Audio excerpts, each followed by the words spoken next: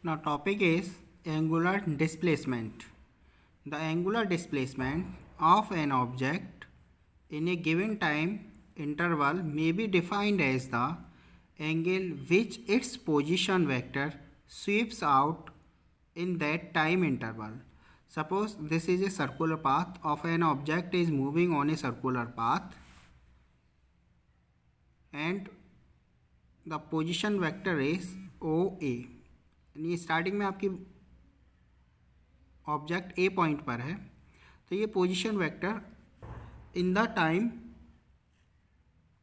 Delta T sweeps theta angle and reach at point B so that the angular displacement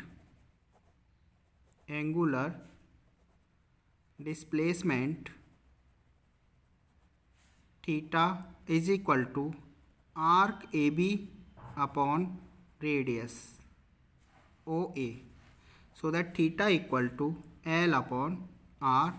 Here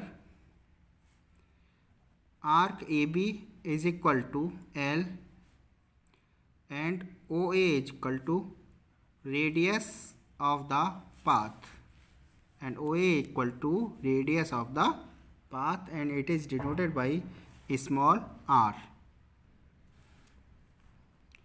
Next is angular velocity.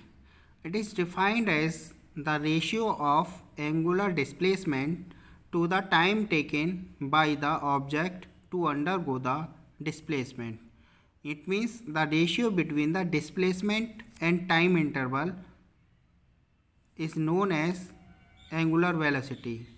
Ratio between angular displacement and time interval is known as angular velocity, and it is denoted by omega.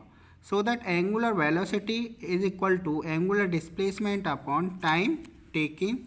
So that angular velocity omega is equal to limit delta t tends to 0 delta theta upon delta t, या फिर omega is equal to d theta upon dt, and the unit is radian per second.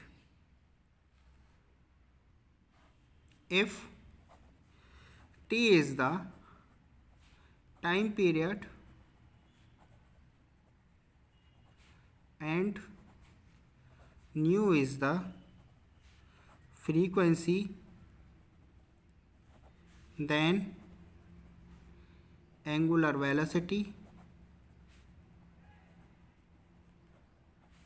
omega is equal to 2 pi by t equal to 2 pi nu, because nu is equal to 1 upon t. The reciprocal of time period is known as frequency. Next is relation between linear velocity and angular velocity. We know that angular displacement theta is equal to L upon R. Differentiate both sides with respect to t, then d theta upon dt is equal to 1 upon r dl upon dt. Now d theta upon dt is known as angular velocity, it means omega, and dl upon dt is known as linear velocity, it means v. So that v is equal to r into omega, and the vector form is v equal to omega cross r. Next is angular acceleration. The ratio between the change in angular velocity and time taken is known as angular acceleration, and it is denoted by alpha, and the unit is radian per second square, so that angular acceleration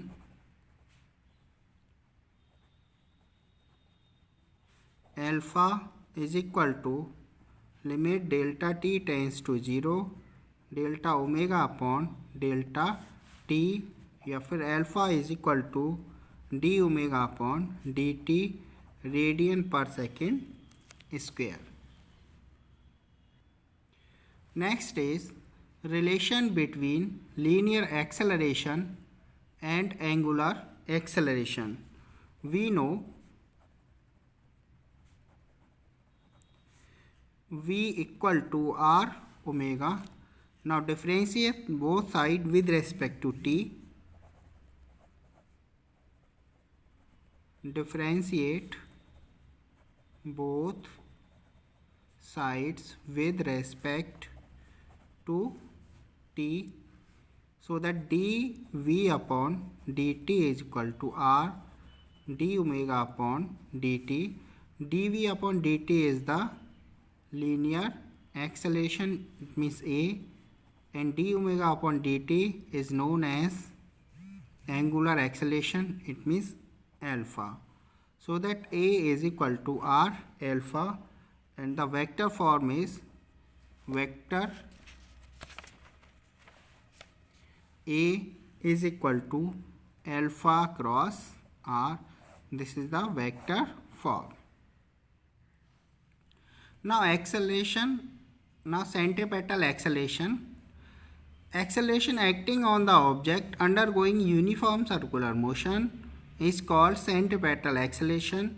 It always acts on the object along the radius towards the center of the circular path. It means जब हमारी कोई object uniform circular motion कर रही होती है तो centre की ओर, यानी टुवर्ड्स टू सेंटर आपका क्या एक एक्सेलेरेशन प्रोड्यूस होता है. उस एक्सेलेरेशन को हम क्या बोल देते हैं, सेंट्रीपेटल एक्सेलरेशन. जैसे ये मान लीजिए आपका ये कोई सर्कुलर पाथ है, इस पर आपकी क्या है ऑब्जेक्ट यूनिफॉर्म मोशन कर रही है, ये सेंटर हो जाएगा पाथ का. अभी ऑब्जेक्ट आपकी कहाँ पर है, P पॉइंट पर है.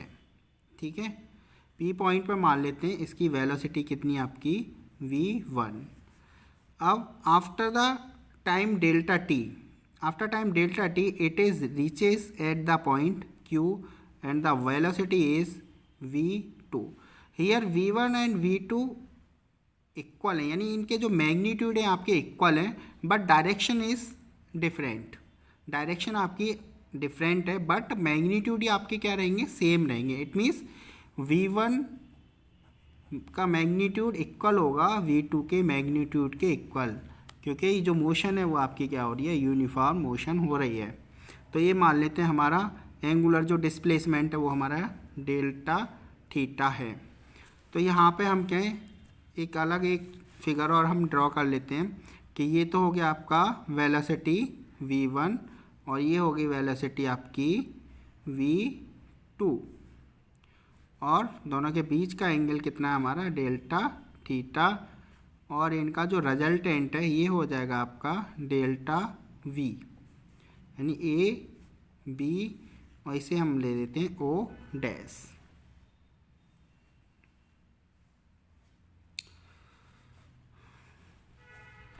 Now triangle OPQ and the triangle O dash AB are the similar triangle, so that in similar triangle OPQ and O dash AB, तो सिमिलर ट्राइंगल की प्रॉपर्टी होती है करेस्पॉन्डेंस साइड्स का जो रेशियो होता है वो इक्वल होता है, यानी PQ अपॉन OP. तो PQ के करेस्पॉन्डेंस है आपकी AB और OP के करेस्पॉन्डेंस है आपका O डैश A. ठीक है, अब ये हमने माना है कि magnitude of v1 and v2 are equal, ये हमने v के इक्वल मान लिया है. तो यहाँ पे आपका ओ डैश ए आपका वी के इक्वल हो जाएगा। तो पी क्यू तो है आपका डेल्टा एल, मान लेते हैं कि ये आपका यहाँ से जो आर्क है ये आपकी कितनी है डेल्टा एल। तो डेल्टा एल अपॉन रेडियस यानी ओ पी आपका आर दे रखा है, delta V upon V. If delta T tends to 0 so that 1 upon r limit delta t tends to 0 delta L upon delta t is equal to 1 upon v limit delta t tends to 0 delta v upon delta t. It means 1 upon r into v is equal to 1 upon v into a। r आपका radial acceleration या centripetal acceleration भी हम इसको बोल सकते हैं। तो ये हो जाएगा आपका A R is equal to V square upon R, because V equal to R omega, so that A R equal to R square omega square upon R. It means A R equal to R omega square. ये भी हमारा क्या है centripetal acceleration का एक formula आ जाएगा। इसी derivation को हम दूसरे वे में भी हम क्या सॉल्व कर सकते हैं। We no